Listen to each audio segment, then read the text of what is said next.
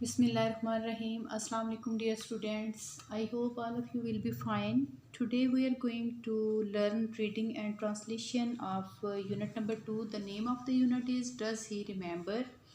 We already done its words to now and page number 15. So look at the next page. First of all, look at while reading.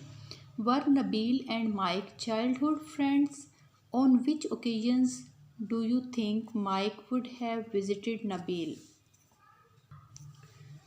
Yes, they were childhood friends and they would have been visiting each other on birthdays, holidays, and such other ceremonies. Mike would have visited Nabil on such occasions too. Let's move towards reading and translation.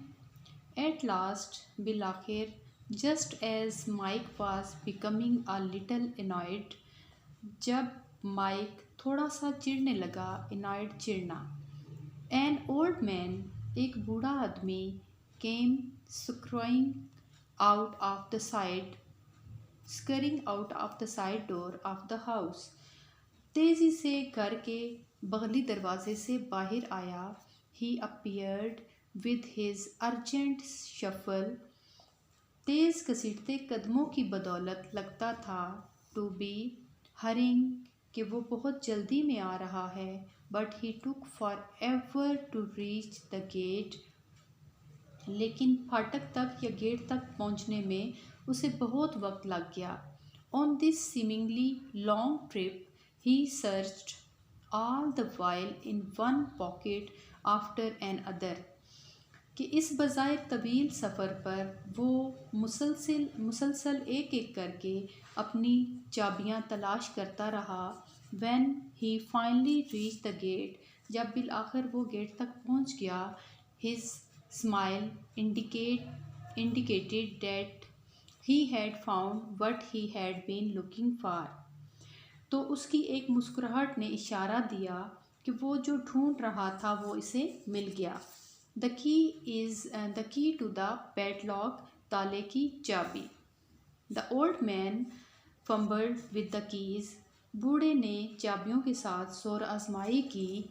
And in due course opened the lock, और कुछ वक्त बाद ताला खोल दिया. The heavy gate squeaked and screeched.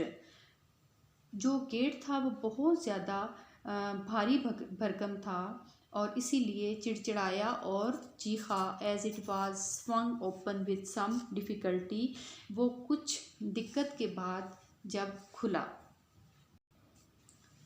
The old man stood to one side to let Mike in. बूढ़ा Mike को अंदर आने का रास्ता दिखाने के लिए एक तरफ खड़ा हो गया.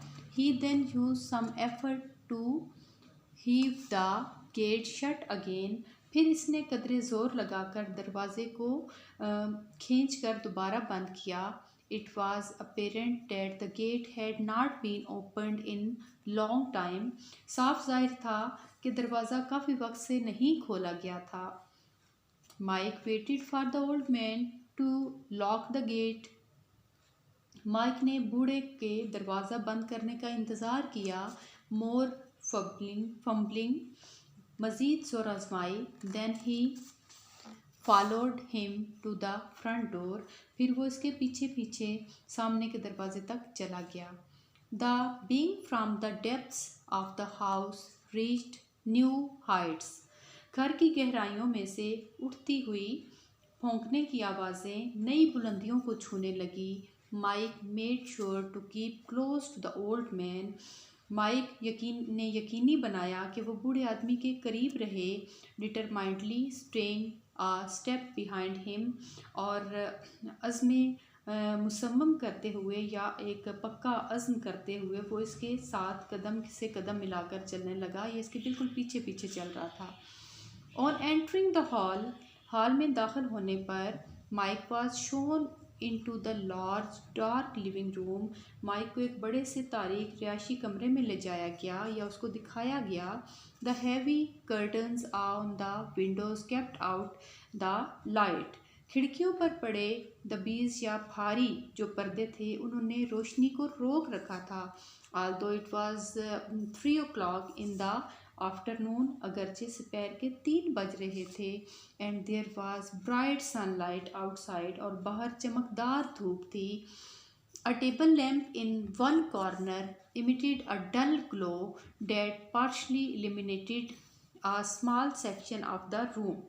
एक कोने में पड़ा टेबल लैंप जो था वो एक डल ग्लो मतलब एक मध्यम सी रोशनी खारिज कर रहा था जिसने कमरे के एक छोटे से हिस्से को रोशन कर रखा था। Mike could just make out the figure of someone sitting on the sofa near the lamp. Mike बहुत मुश्किल से तमाम लैंप के नज़दीक सोफे पर बैठे किसी शख्स का ह्योला या फिर उसका जो साया था वो देख सकता था। हेलो हेलो डियर माइक, प्यारे Mike, came a greeting from the shadowy form, परछाई नुमा वजूद से सलाम आया। इट्स बीन मैनी ईयर्स, कई साल गुजर गए। आह नबील, इज़ डैट यू, क्या ये तुम हो? आस्क्ड माइक नर्वसली, माइक ने घबराए हुए अंदाज में पूछा।